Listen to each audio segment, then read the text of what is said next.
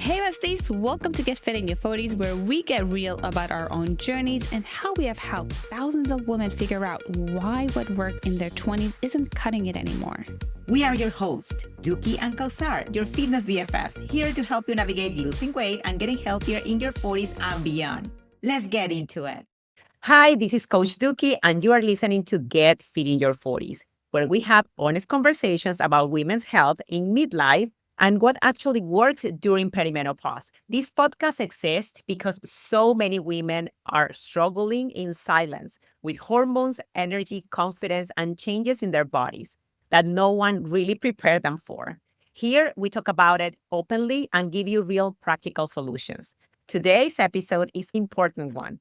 I'm joined by Dr. Betsy Greenleaf, a renowned menopause expert and a true pioneer in women's health. She made history as the first female board-certified urogynecologist and has spent over 2 decades helping women reclaim comfort, confidence, and quality of life. Dr. Greenleaf is the founder of the International Pause Institute, the CEO of the Pelvic Floor Store, and the founder of Femversity. Her approach is holistic, empowering, and refreshingly honest, bringing clarity and compassion to conversations many women have been told to ignore. Today, we're talking about sexual health in midlife, including low libido, vaginal dryness, and why these changes are not something you have to just live with. Let's dive in. Thank you so much, Doucky. I'm so excited to be having this conversation with you. Finally, we're going to talk about these taboo topics that we don't want them to be taboo anymore. Exactly. So why don't we just start by talking about why do so many women in perimenopause experience low libido or vaginal dryness, but assume it's just aging and stay silent about it? I know my mom did. I know my grandma did. I know my aunt did. And we don't want to continue that pattern. So why don't you just start talking about that? It's so important. And it's funny because in my practice, I can't tell you how many times women come into the office and they'll tell me these stories and the things that they're struggling with. And then the next words out of their mouth is, I must be the only one with this because my friends aren't talking about it. Like you said, my family hasn't talked about it. I didn't know this was a thing. And I'm like, but the funny thing about that is they think they're the only one, but yet my whole schedule is filled with people that think that they're the only one. I think part of it is we're still like a little bit embarrassed to talk about sexual wellness. And I think too many women think, oh, this is just a normal part of aging. And they just chalk it up as that. And they go, all right, you know what? I had a good time in my 20s or whatever, and that this is just part of aging, and then this is something I need to put up with. And unfortunately, like, life is not over. There's so many different treatment options and ways to support this pelvic health that women don't have to live with this anymore. And it's not just part of aging. So do you think like all these high divorce rates have to be with that there is not intimacy, that you don't feel attracted anymore? So what is happening there? And if it's, of course, it has to be with the perimenopause hormonal changes. Yeah. So what's happening exactly, and then right around 40, like 40 is the key, is right around age 40 in both men and women, our testosterone is starting to go down. Meanwhile, we can't say like testosterone is the only factor when it comes to libido, because with libido, there's so many different factors. But you also have around the age of 40, you have a lot of women and men. We're talking specifically about women. Not only is the testosterone starting to decrease, we're starting to get shifts in all the other hormones, but then you also add the life stressors. Because here's our brain is our actually most important sex organ. And if we don't stimulate the brain, or if the brain is under stress, like sex is not going to happen. So this is why even I can give somebody testosterone and fix that problem. But if they're under a lot of stress, and so what we're seeing like around 40s is that people are starting to like have a lot more career stress if they're working. If they've been parents, they're starting to have like stress from the kids. Are they going off to college? Or are they not going off to college? What is going on? Kids getting older is going to get easier, but it tends to get harder. Also, around that time period, you have a lot of people that are dealing with older parents. And so this is all kind of happening all at once, right as the hormones are starting to shift. And so if we're not dealing with the stressor, the testosterone, like all the testosterone in the world is not going to work. And from an interesting standpoint, if we actually go to the processes in the body, that what actually physically happening is we have to be in a relaxed state for testosterone to be made, because there's two tracks that our hormones go down. It's either it's going down the sex hormone track or it's going down the stress hormone track. And I'm always saying sex and stress can't coexist. So the body doesn't understand that you want to have fun maybe with your partner or with yourself or whatever. It just looks at it from a reproductive standpoint. And so the body goes, well, if there's any stress going on, whether that's mental stress or then there's also physical stress, like what are the things that we're doing to our bodies? This could be poor diet, not enough sleep, not enough fluids, not enough hydration.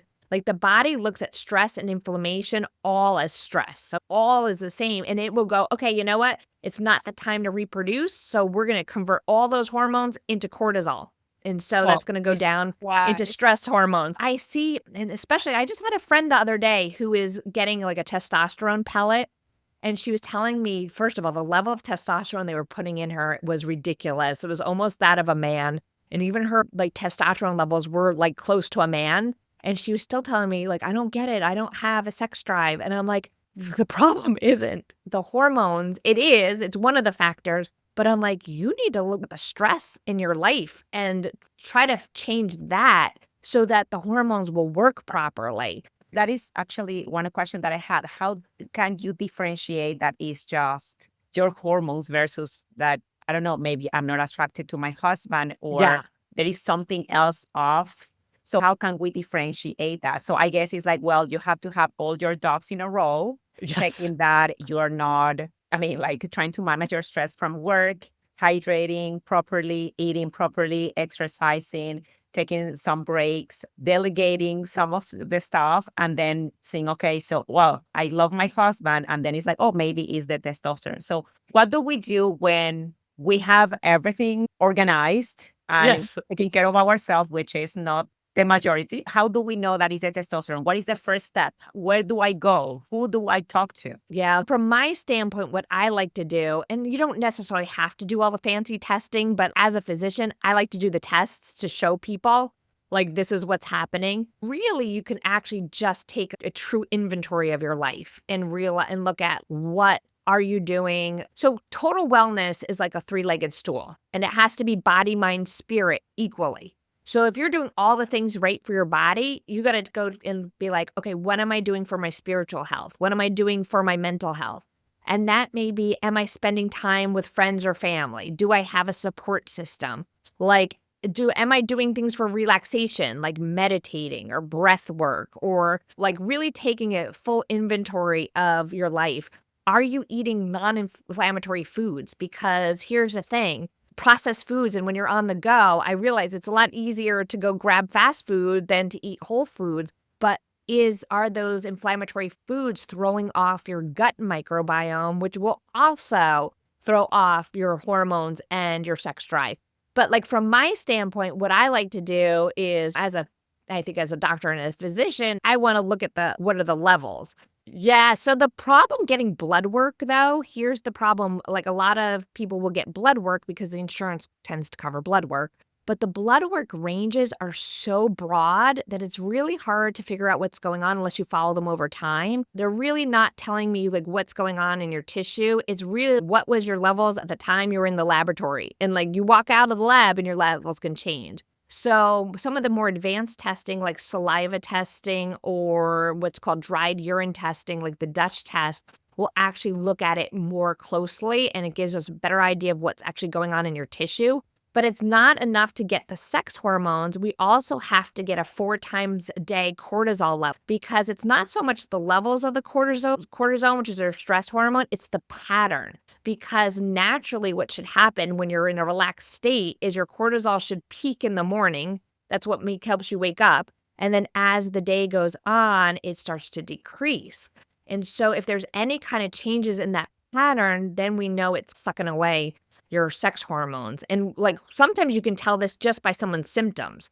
Like someone might say, all right, you know what, when I wake up in the morning, even though I slept 8 hours, they don't feel rested. But yet they get this like second wind and they're like doing tons of things at night. I can almost tell you when they're telling me that and I get their cortisol levels that we're actually seeing a inversion or a flip of their cortisol curve. And so even then we have to go and look at what from an exercise standpoint or from a stress standpoint, what can we do to get their cortisol back in range and that it's in a normal pattern so that it's not drawing away the sex hormones. But then I also particularly like to do gut microbiome testing. So microbiome is the bacteria that lives on our body, in our body, and the microbiome is different in each part of our body. So I find that unfortunately, because of stress, environmental toxins, the standard American diet, we tend to throw off our gut microbiome. And a lot of people will say to me, like, oh, but I eat healthy and I'm eating probiotics or eating probiotic foods. Nothing wrong with my gut. And then we do the testing and I go, oh, really? Look at this. You also don't necessarily have to do the testing, but if you've tried everything else and nothing's working, that's where really doing the testing to look further into the problem is going to help. 90% of our happy hormone is made in our gut. So if our gut is off, we're more prone to anxiety and depression, which often gets blamed on perimenopause. And then the question is it a perimenopausal hormonal issue, which it could be, or is it a gut issue?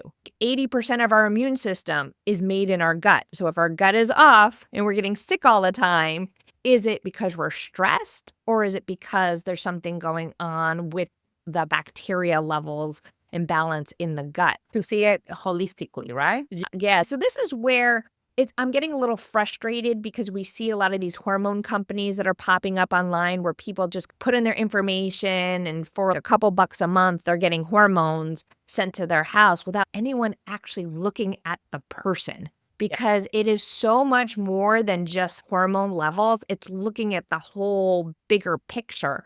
And I keep hearing from people, even just talking to friends and being out and about when I speak and I teach and I hear from people and they like, oh, hormones didn't work on me. It's not that the hormones didn't work. It's that was your body prepared to accept them in a proper way?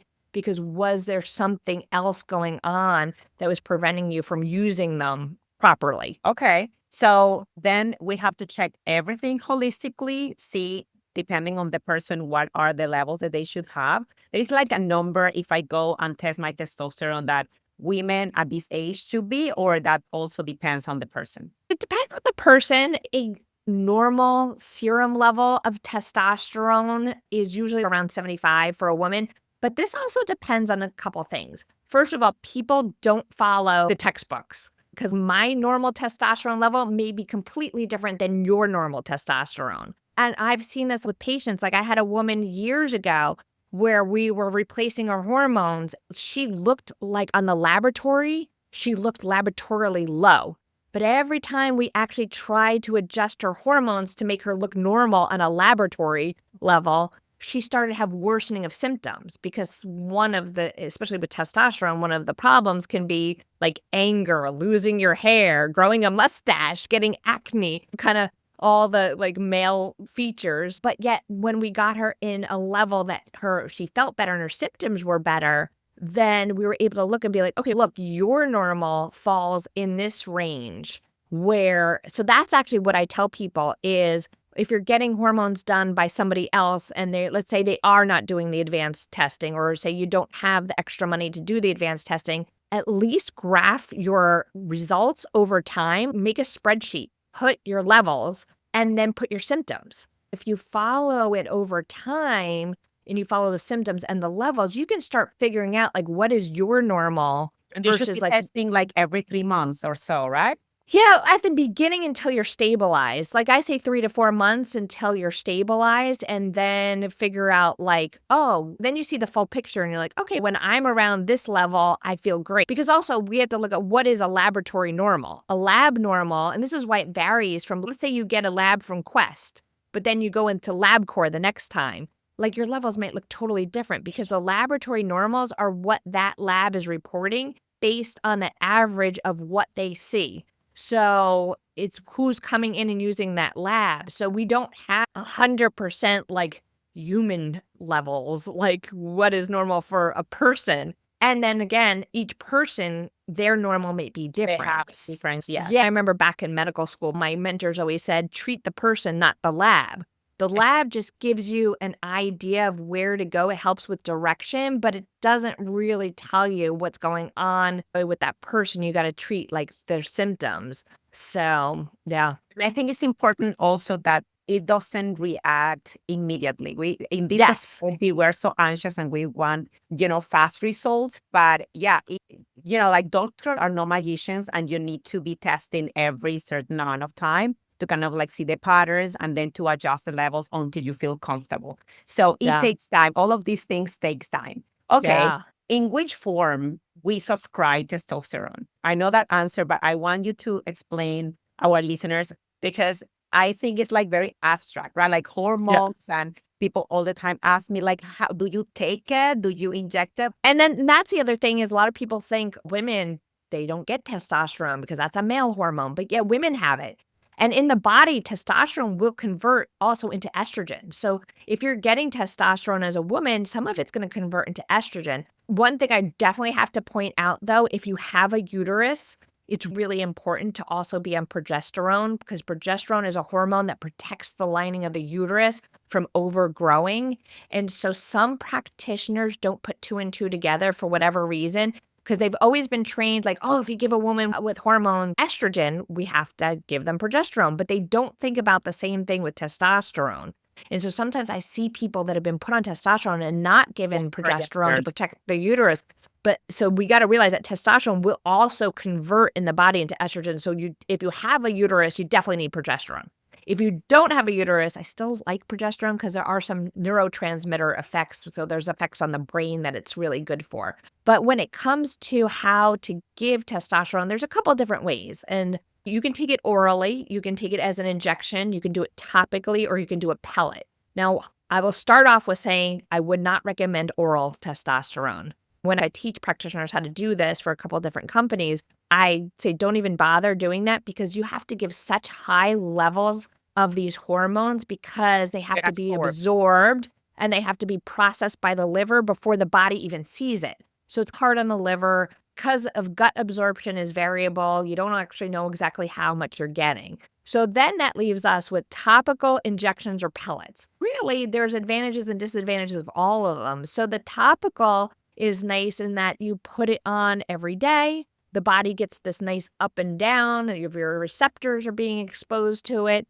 The problem with topicals is that it has to be put in a place on the body where it's not going to be exposed to other people. Because if let's say you put it on your arm and you're hugging your dog or your kids, like that hormone can rub off on other people and pets. And they're Problematic, yes. There have been reports of kids and pets having side effects of hormonal exposure. A lot of times I will tell women, just apply it to the vulva or the vagina, because you're killing two birds with one stone. You're like absorbing it very easily. And then it has an effect on that tissue in the vulva and vagina. So with regeneration, so putting it on thin skin, it works better. Even sometimes I'll have people use emu oil, which I absolutely love. Emu oil is a anti-inflammatory type of, it is animal-based oil, but it's a great carrier oil. So if you put emu oil on first and then put your hormones, it'll absorb through the skin better. So that's one thing. Then there's injections. And so the disadvantage of injections is you have to inject yourself. And then the injections, there's injections where you have to do it every day, or there's long-acting injections where they're done every 12 weeks. But usually, most of the time, we end up using an injection that lasts a week or two. So the disadvantage, like I said, is you have to inject yourself. Yes. And then lastly is pellets, where it's like a little tablet that's been like made and it's implanted underneath the skin. And pellets typically last for about 3 months. They are considered a minor surgical procedure, so you have all the risks of a minor surgery, meaning bleeding, bruising, infection. But the problem with pellets is once they're in, they're very difficult to get out. In fact, I would not tell anybody to get them out, because you have to really do a big incision and it's like trying to find a needle in a haystack. So if they're in and you have a side effect, let's say it's too much testosterone, you have to wait out the 3 months for it to wear off. But people, and the other thing even though I do pellets, I'm not a big fan of them, is because anything in the body that stays at a steady state for long periods of time, the body starts to tune out. And I give the example, if I walked into the room and I had a big cowbell and I'm ringing this cowbell and I'm like, ring, ring, you'd be like, stop that, that's annoying. But if I kept doing it over time, you would just tune me out. You wouldn't even hear it. So like a more real life example is if you have teenage kids and you tell them clean your room and you're telling them that all the time, they don't even hear you. They don't even know you said that because they've tuned you out. One of the potential problems with pellets is over time, sometimes the body won't respond to it anymore. So people will say it was working and now it's not working. And it's not that you're not getting the testosterone or hormone levels from the pellet. It's just your body has tuned it out. The way to overcome that is just take a break. And you can bridge it with shorter acting, like topicals or shorter acting injectables. If you're using a topical or injectable, you're not going to get that receptor tuning out as much because you get like an everyday up and down depending on, with the injectables, if they're longer acting injectables, that can happen. Great information there. Now let's talk about pelvic floor. You're an specialist on pelvic floor as well. And how can that help in our pleasure? Because let's say my libido increased, but I'm not finding pleasure when I'm having sex with my partner. Yeah, so there's a couple things. So number one, if you don't use it, you lose it.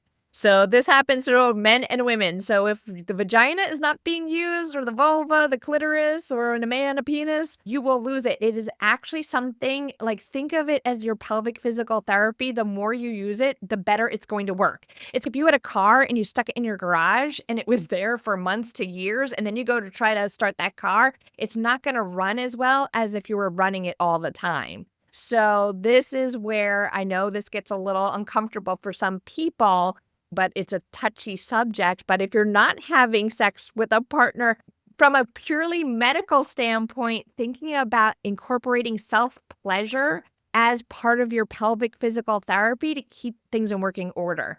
Because one of the problems we see as we age is we don't get as much blood flow into the genitals unless we're using it all the time. Postmenopausal women will actually start to get retraction of the blood vessels in that tissue. So by using it more frequently, it encourages more blood flow to that tissue so that it's more responsive. You can get it back things, or you found yourself where you're like, I've seen many women in their 40s who are like, because the sex drive has gone down, they get annoyed with their partners and then they don't want to do stuff. Now they're like, okay, now I got to try to do this again. And that actually goes very well with, I love the Rosemary Basson model of female sexuality, which if you can look up Rosemary Basson online, because if we go back to the Masters and Johnson model, people may think of, it was a very linear model. And so some people always think, I have to be in the mood to have sex. Because the Master and Johnson's model was, there was a start and a stop. Like you were in the mood, you had sex, maybe there was an orgasm, and then there's a resolution, it's start and stop. Where Rosemary Basson was a sex researcher in the 90s who remapped out female sexuality. And what she said was, you can still have spontaneous desire, but it gets a little harder as we get older because, number one, there's more stressors, there's more responsibilities. And the longer you're in a relationship, you become desensitized to that person. Because remember, same thing with the hormones. If you're being exposed to the same person all the time, like when you're first with that person, it's all like fireworks, and that's dopamine getting like in your brain. So like you see that person, you get excited. And it's not that you can't still have that, but the longer you're with that person, there's a process called habituation. It makes it a little bit more work maybe to get those dopamine hits and get that excitement in the brain. Because the brain likes novelty. And I'm not necessarily saying go get a new partner. We do see this in women who get divorced, though. All of a sudden, like they have a new partner and their sex drive is fine. So Rosemary Basson says, okay, starting out with willingness. So you can have spontaneous desire. Okay, we'll put that aside because we know that can happen. But it isn't happening, starting with willingness. So like you're saying a date night with the intention of having communication with that partner that if this doesn't work, you don't want to force yourself through something because then it creates a negative feedback and it makes it unenjoyable. But having the willingness to go through the steps can sometimes trigger blood flow and then sensitivity. And then after the fact, you go, oh, wait a minute, this is fun.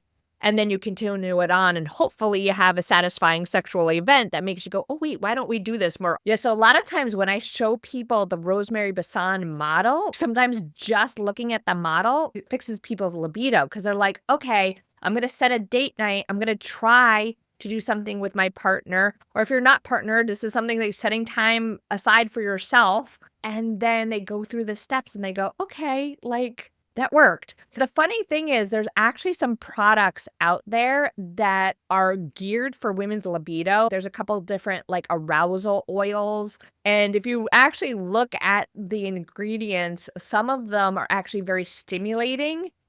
Or the instructions will say, rub this into the vulva for 10 minutes before sex. And I'm like, that's so funny because they're actually just using the Rosemary Basson model, like just stimulating the tissue.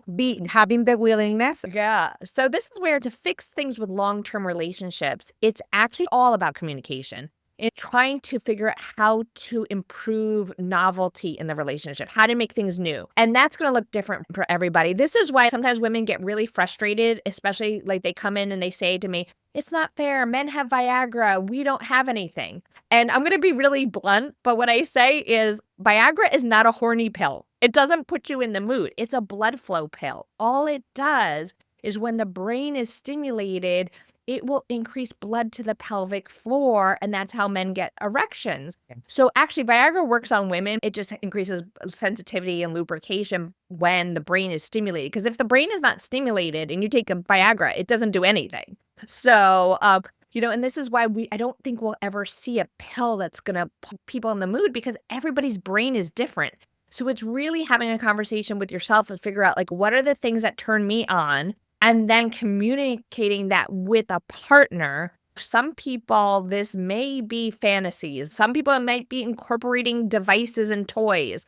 Sometimes it's being in a different place. This is where, like, sometimes when I talk to people and I'm like, how is the sex when you're on vacation? And they're like, oh, when we're on vacation, it's so much better than when we're at home. And I'm like, number one, you're in a new place, but you're also not being exposed to all the stressors that you would normally be having if you were home. So take out the stressors, throw in something new, and there you go. That is so true. And what you're telling me is basically that we also need a new strategy for this age in life. Exactly what we said in our program is like, you cannot pretend just starving and just going on a treadmill to lose weight as you did in your 20s. Now you need to focus on other stuff. And it is another type of a strategy. So same thing when it comes to with your partner or sex with yourself, as you just said, right? Because if you don't have a partner, you also have the right to enjoy yourself and to feel pleasure. And we are using the same strategy. Oh, I want to be surprised by my husband. Your husband is working. He's coming stressed. There is no surprise to you. There is maybe a turn off on thinking that you have to plan it because before it was more spontaneous. But at this time, also that has to be in the agenda. We have a list of things to do, to think about and things to solve. Oh, yeah. And sex is definitely, women, unfortunately, tend to multitask. And we're very proud about multitasking. But sex is the worst time to be multitasking because you can't be there and go, okay, who's picking up the kids? Like laundry. Okay, food. What's for dinner? Like you need to figure out how to turn the brain off and like just do the one thing. The other thing I was thinking about when it comes to sex is in the pelvic floor is muscles. And this is where a lot of times we lose about 8% of our muscle mass for every decade that we live after the age of 30. And so that works out to be almost 1% a year. And people think about exercising the arms and the legs, and they don't think about exercising the pelvic floor. So if our pelvic floor muscles start to become too weak, that can affect our response to sex. So this is where doing your Kegel exercises is going to be really important. And unfortunately, I see too many women not doing them properly. They're like, where are those muscles? Like how? Sometimes they're pushing down like they're having a bowel movement, where Kegels are more like a lifting and like almost. I steal this from a friend of mine. I can't take credit for this, but my friend says, who's another urogynecologist, he's pretend there's a giant straw coming out of your vagina and you're trying to suck in a thick milkshake. You're like, if you were sucking in a thick milkshake with your mouth, you'd be like really sucking and lifting. But in the vagina, you just think about kind of like lifting and pulling up, and that's your Kegels. So, and if you still don't know what you're doing, which is fine because not everybody does, is there's pelvic physical therapists that can show you how to do it. Your gynecologist can show you. There are tons of different devices out there that you kind of like put in the vagina and you get feedback. And then some of them work with just like every time you squeeze it, there's a little light that comes on. Some of them, there's a little app where you play games. Like every time you squeeze, you like score points. So there are different ways. Oh my God. Yeah. Excellent. We want all those names. We're going to put it in the notes for Yeah. everyone to get. So everyone is going to be exercising that muscle. At least in my group is going to do it, and also for the listeners as well. So we talk about the pelvic floor and how useful it is to get those muscles worked out. Now let's talk about the vaginal dryness. So when do we start experiencing the dryness? How do you feel it? What to do about it? Yeah. So what happens is as estrogen is starting to come down in the body, the vaginal tissue starts to thin out because in our reproductive years, under control of estrogen, the vaginal tissue is actively growing cell by cell, and it's many cell levels thick. So there's a couple of things that end up happening. Number one, that supports the elasticity of that tissue. It makes that tissue moist. But it also, from a microbiome standpoint, supports the healthy bacteria in the vagina. Because as that tissue is actively growing, the old cells are being pushed out, they die off, they slough off, and they contain a chemical called glycogen, which is the food source for lactobacillus, which is the healthy bacteria that keeps our vagina in order. It prevents us from getting urinary tract infections and bladder infections and vaginal infections because the lactobacillus keeps the vagina very acidic. So as we get older, it can actually happen on birth control too. You can get a thinning of the vaginal tissue in birth control and pregnancy, but more so as we age. Because as our estrogen levels going down, that tissue is not actively growing. So the tissue becomes thin, it becomes dry, it's not as elastic. So any pressure that's put on the area can cause that tissue to rip and tear. And then we also lose the lactobacillus that is keeping us healthy. And now we're prone to more vaginal infections and more urinary tract infections. Correct. So we're like, great. You don't get pregnant anymore, but things don't feel good. It's dry, it's uncomfortable, it's painful, it feels like it's being ripped open. Like you don't want to have sex. So it's and there's actually interesting enough, there is this vagina brain connection. And so when there's a change in the microbiome of the vagina, there's a feedback loop that also decreases libido. So now we got to go, all right, what can we do? And giving up and being like, oh, that's it is really not an option anymore. We're living much longer and we go, you know what, there has to be options. And so there's a lot of different options. There's anything from using lubricants. Lubricants are not going to actually change the structure of the tissue, but they're just going to make it more comfortable. Some people are fine with using lubricants, but there's some women that are like, they look at it as like it's bad because, or I guess there's this misconception on both their standpoint and the partners that the level of wetness is equal to the level of excitement and desire. And that's not true because there are so many different things that can cause like natural lubrication. And natural lubrication is actually a blood product. So when the blood is flowing to the vagina and the vulva and it's under pressure, you actually get plasma coming through the walls of the vagina. And that's really what that lubrication is. So if you're dehydrated, that can affect your level of wetness. If you're on medications, there's certain medical conditions, especially autoimmune diseases. So that's why lubricants exist. Please, lubricants, it doesn't have anything to be on how much you love your partner. This is such key in this conversation because it's true. And getting the right lubricant is now the science behind the lubricants that you can buy on the market is so crazy. They realize that if the lubricants are not pH balanced, so if they're not acid balanced for the vagina, if they're not osmolarity balanced, which means if they're not balanced for salt concentration, that they can actually damage the vagina. So there are a few companies that make them that are specifically for vaginal health. The ones that I know offhand are ones called like Good Clean Love, Uber Lube, or Ah Yes.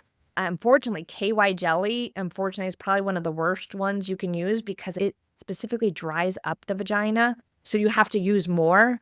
to get that lubrication. But if there's something you're using and you're not having any problems with, like, stick with it. It's fine. But if you're having problems, think about looking for one that's more healthy for the vagina. Then there's options for prescriptions. So there's prescriptions anywhere from topical hormones that can be placed in the vagina, from creams to tablets to rings. There is an oral medication that's not hormonal, but the body perceives it as a hormone. It's called ospemifene or Osphena. Some people like that's an option. You can use, there's anywhere from estrogen creams, testosterone cream, DHEA, which is a precursor to testosterone and estrogen. Those all can be used in the vagina to help regenerate that tissue. Okay. So there's those options. And that was all that was on the market for a very long time. And beginning in the early 2000s, we started to see the science change where more products came on the market. And then in the United States in 2014, the first vaginal laser came out on the market. And that was brilliant. And I wish I had come up with that, because lasers have been used in aesthetic medicine for years. And they know that how do lasers work is it's using light energy to basically create micro channels in the tissue. It's actually a very controlled micro trauma.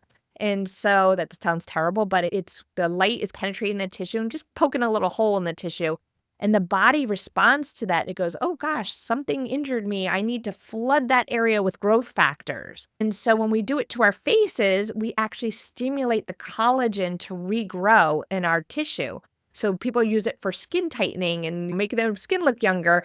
And then somebody goes, wait a minute, if we can do it to a face, why can't we do it without hormones, which is really nice. And usually you do it where you come in once every 4 to 8 weeks for 3 treatments, usually on average 3 treatments total. It's minimally 3 treatments. And that will usually rejuvenate the vagina for a full year. And then every year you just have to come in for 1 treatment to keep it going. In fact, I got to put up a video. I have a video of me getting it done, which you don't see. You see from the top. You don't actually see the details. Yeah, like you can see that I'm having it done, and it's not very uncomfortable. If it's done on the outside, you do have to get numbing medicine, but internally, you don't really feel much other than some pressure. At this age, we are doing laser removal, like the hair laser removal. We're doing Botox. We're doing fillers. So if that is for our health benefit, our sexual health benefit, I'm sure that is not going to be a problem. So we have 3 things. We have the lubricants, we have the hormones, treatments, and we have the laser. Yeah, so the laser industry opened like a whole can of worms, because people went, wait a minute, if lasers work, what about any of the other things that we do aesthetically? So literally overnight, like we went from like lasers to like everything you can do to your face, you can do below. So anything from using different energy sources like sound waves to regenerate the tissue, shock waves to regenerate the tissue. There's home versions of red light therapy. There's red light wands that can be placed in the vagina, so you can do it at home. And red light stimulates mitochondria, which is very anti-aging, and that'll stimulate the tissue. There's something called carboxytherapy, where it's using a carbon dioxide gel, and you place it internally, and that oxygenates the tissue, pulls oxygen into the tissue, and it can get it to regrow. You can do platelet-rich plasma. You can do exosomes. Exosomes are just like signaling compounds to get the tissue to regrow. So all the things that we see being done now to people's faces, all can be done below. So there are so many different options that can be done to rejuvenate the vaginal tissue that it's just absolutely amazing. So you can get like a whole makeover done. That is excellent news, because we have 2 years talking about perimenopause and menopause, and finally women are getting hurt. Yes. I mean, it sucks in some way, but now we have all these solutions and we are talking about it, and more solutions are to come. I just learned about even more solutions. So it's a good time to be 40. Yes. For sure. And here's the thing. What people are realizing is in your 40s, when these changes are starting to happen, it's actually better to start the treatments now because it prevents it from going on. Because if I have a woman that comes in and she's in her 80s, it's a lot harder to reverse the tissue. We can still do it. It just takes a lot more time and energy and effort and a lot more treatments than if we go and look at it from a prevention standpoint. Yes. So if we're preventing it, it's so much easier to keep it functional and working the way it's supposed to be than trying to reverse something. Exactly. So thank God we have practitioners like you who are helping us what to do when the sexual health is not even asked and when you're being dismissed. What should you do? So I think it's really important to, number one, feel comfortable with your practitioner. And if you feel like you're not being heard, it's okay. Like, I see too many women who feel obligated to stay with the same doctor. Would you be dating somebody who wasn't treating you right? Hopefully not. Hopefully, because it's not like they're going to, I know like people have that conversation like, oh, they were good at the beginning and maybe they'll be good again. No, like life is too short. Like you need to be heard and listened to. Break up with that practitioner and get to somebody that you feel really comfortable. The other problem is I'm very happy that this is a conversation that's coming up, but I unfortunately am seeing practitioners that are jumping into it because they look at it as a way to make money. You're the one in power. Remember, you have the power. You interview that practitioner. And if you don't feel comfortable with them, that's okay. They're not for you. Go find another one.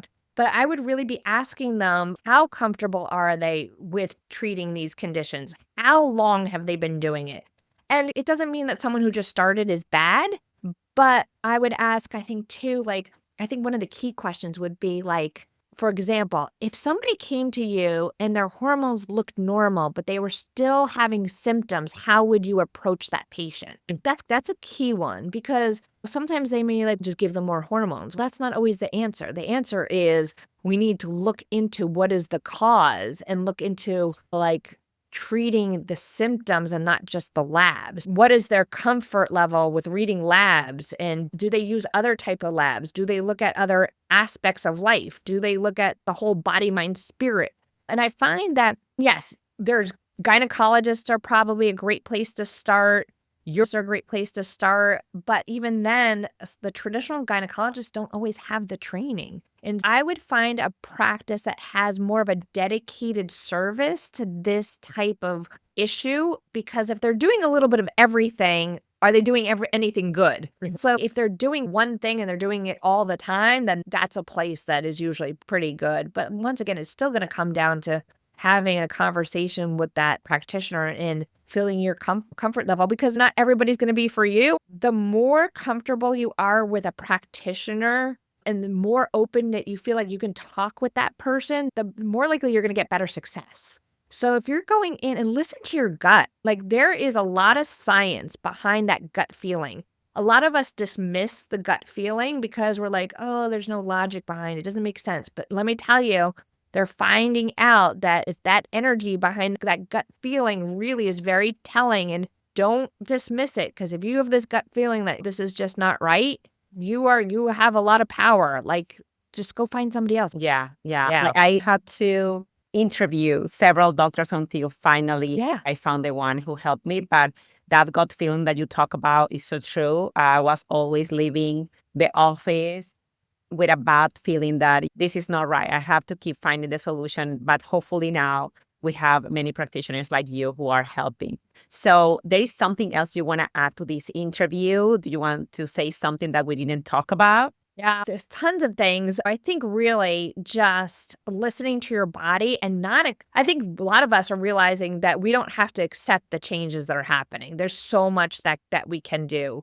Also, just remember things aren't instantaneous. So, you're having these symptoms, but they didn't show up overnight. So it can take some time, and have patience and grace with your body and with your mind. It's going to get better, and just give it some time. So it's called 40s Forward, and we talk about all things of life and wellness after 40, because 40's that key change when things are starting to happen. And here's the thing. I also find people misunderstand this menopause thing. They think it's, okay, I went through menopause and it's over. You're actually going through a change that is now the rest of your life. I compare it to being a butterfly. When you're in your reproductive life, you're like caterpillar. And now during that perimenopausal period, you're in the cocoon. And if you've ever heard about what happens to a butterfly in a cocoon, the butterfly actually completely dissolves. Yes. And cellularly reorganizes. And that's why this period of time can feel so crazy. You are completely changing. And that's okay. So give yourself grace. Like, you're not expected to have it all together at this point. Listen to your body. And then on the other side, you're a butterfly, and you're a butterfly for the rest of your life. So this is not the end of your life. This is just the beginning of something greater, and you just have to change. Exercise in your 20s is not going to be the same as exercise in your 40s. You got to change for this new phase. Eating in your 20s is not going to be the same as eating in your 40s. This is a new phase of life that you have to change and adjust to. And definitely to change the speech that we can thrive in menopause. Nothing is off. We thrive and live our life. Oh my God. So, doctor, thank you so much for being with us today. And you, Irene, thank you so much for tuning in. You will find Dr. Bessie's information in the podcast notes so you can get in touch with her. And if you want to lose fat in your 40s while easing your perimenopause symptoms, but you don't know where to start, of course, check the notes because we can have a consultation with you. Thank you so much and see you in the next episode.